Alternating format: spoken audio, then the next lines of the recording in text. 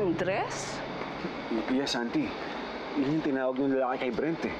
Well, Brent denied it. Pero masyadong malaki yung reaction niya for a simple mistake.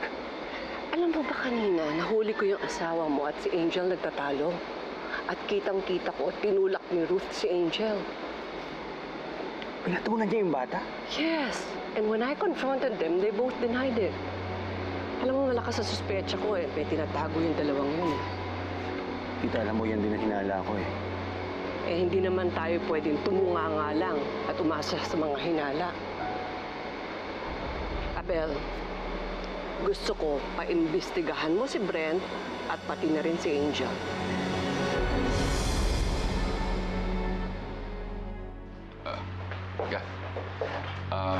Pakikilala ako sa'yo. Siya na ba? Siya na ba ang tunay kong anak?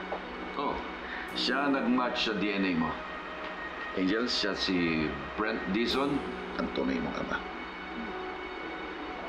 Anak. Anak. Halika rito. Gusto kitang akapin.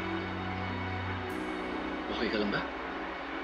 Sabihin mo sa akin kung hindi ka pa handa na makilala ang tunay mo ama. Ha?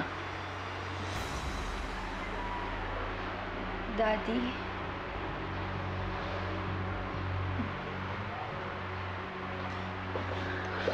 Anak. Ang tagal kong hinintay itong pagkakataon na to.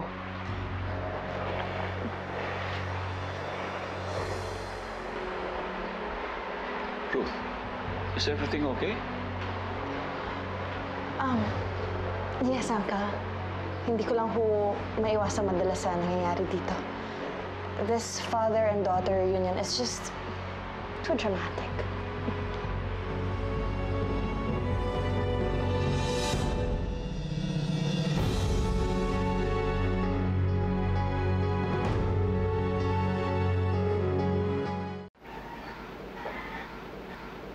Lolo, sobrang saya ko po kasi nakilala ko na si Daddy Brent. Pakiramdam ko po buo na ako. Parang wala nang kulang sa akin. Masaya rin ako na paglapit ko kayong mag-ama. Sigurado ako kung nandito lang si Maggie. Masaya din yun sa nangyari.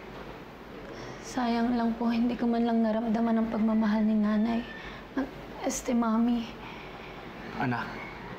Nandito naman ako, di ba? Pwede kitang dalawin dito.